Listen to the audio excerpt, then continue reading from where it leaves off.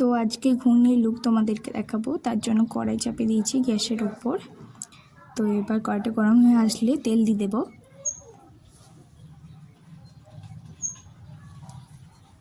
এবার তেলটা গরম হয়ে আসুক, তারপরে কুচনো পেঁয়াজগুলো দিতে হবে।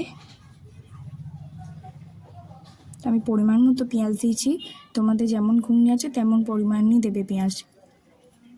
তো এবার নেড়ে নিতে হবে।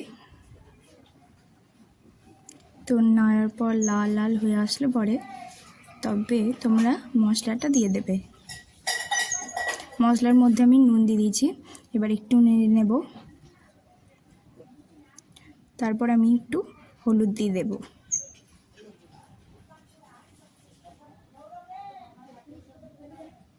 এবার নাড়াচাড়া করে আসলে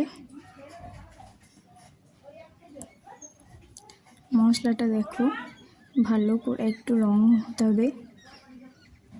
দেখছো মশলা অনেকটা হয়ে গেছে, আরও নেড়ে চেড়ে নিতে হবে আর লাল পাড়া হয়ে আসবে। এই যে মশলাটা আমি নেড়ে নিলাম, তো দেখো লাল হয়েছে। এবার আমি দিয়ে দেবো সেদ্ধ আলু মটর।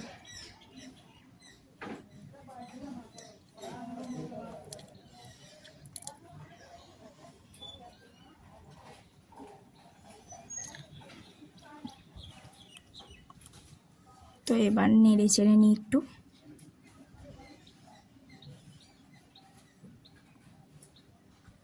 দেখো এবার দেখো ফুটছে। তো এবার তরকারি মনে হচ্ছে হয়ে এসছে।